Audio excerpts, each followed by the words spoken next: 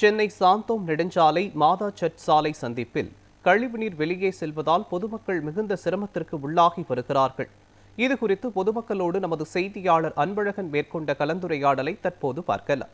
மண்டலம் 9 வார்டு 126 மாதா சர்ச் சாலையும் சாந்தோம் நெடுஞ்சாலை சந்திக்கக்கூடிய பகுதியில் பெருநகர குடிநீர் வழங்கல் மற்றும் கழிவுநீர் அகற்ற வாரியத்தால் செய்யப்பட இந்த ட்ரைனேஜ் தண்ணி ஓவர்ஃப்ளோ ஆகி வந்துகிட்டே இருக்குது. இதுக்கு பல காரணம் என்ன, பல இடங்களில் சரியான முறையில் அந்த தூர் வராதான் காரணம் பொதுமக்கள் குற்றச்சாட்டு வைக்கிறாங்க. இந்த வழியாக நடந்து போகிறவங்க ரொம்ப சிரமப்பட்டு தான் நடந்து போயிட்டுருக்காங்க. இருசக்கர வாகனத்தில் வர்றவங்களும் சரி, நடந்து போகிறவங்க இந்த மூக்கை பற்றிட்டு போக வேண்டிய சூழ்நிலை. ஏன்னா அந்த துர்நாற்றம் வீசிட்டு இருக்கு.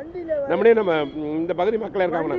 சொல்லுங்க ஐயா, வண்டியில் வருவங்களாம் வந்து கார் வந்து எங்கள் மேலே அடிக்கிறாங்க சாக்கடை தண்ணி. இது சுத்தமாக ஆக மாட்டேங்குது. எப்பவுமே டுமான் சீட்டு அது வரைக்கும் வந்து எப்போ பார்த்தா அப்பப்போ அடிச்சுக்குது. வந்து எடுக்க மாட்டுறாங்க. சரியா எடுக்கிறாங்க, கொஞ்ச நாளைக்கு 3 நாள் எடுக்கிற 4 நாளைக்கு திரும்ப எடுத்துடுறாங்க. திரும்ப கிளம்பி வருது. இது அந்த காலத்தில் போட்ட பழுப்பு. இது பழுப்பு இப்போ வந்து இந்த தண்ணிங்க வீடு ரொம்ப அதிகம் ஆகிப்போச்சு. ஒன்றும் முடியாது. அதில் வந்து அப்போல்லாம் வந்து வீடுங்கெல்லாம் கம்மியாக இருந்தது. அப்போ தண்ணி அழகாக போயிருந்தது, சசுன்னு அடிக்காது. இப்போ வந்து அப்பப்போ அடிச்சுக்குது. சரி, இப்போ பொதுமக்களும் வந்து அதில் அந்த கழிவுகளில் வந்து இந்த கண்டதெல்லாம் போடுறாங்கல்ல, அப்படியே போடுறாங்க. வடி கட்டாத அப்படியே போடுறாங்க. துணி அந்த துணி அதெல்லாம் போடுறாங்க. அதான் அடிச்சுக்குது.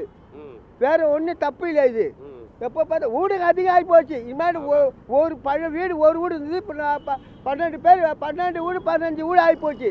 ஒன்றே முடியல. அது எங்கே பார்த்தா பிளாட் ஆகி போச்சு.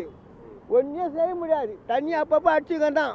நீ வருவாங்க, இப்போ எடுப்பாங்க. அப்புறம் பார்த்தா 2 நாள்னா ஒரு 2 நாள் பார்த்து திரும்ப கழுவோம். கண்டிப்பாக இவங்க சொன்னது ஒரு முக்கியமான விஷயத்தை கவனிக்க வேண்டிய விஷயம்.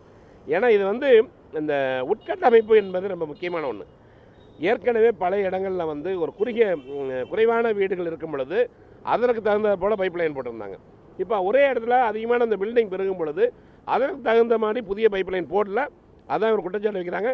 உடனடியாகவே இந்த பெருநகர குடிநீர் கழிவுநீர் அகற்ற வாரியம் இதுக்கு சரி செய்யணும். தற்காலிகமாக நம்ம இதை சொல்லும் பொழுது தீர்த்து வைக்கிறேன்னு சொல்லியிருக்காங்க. உடனடியாக வந்து உடனே அதை எடுக்கணும். அதுவும் இல்லாமல் இவர் சொன்ன மாதிரி புதிய பைப் லைன் போடுறதுக்கான வழிவகை செய்ய வேண்டும். ஒளிப்பதிவு பரசுடன் அன்பழகன்.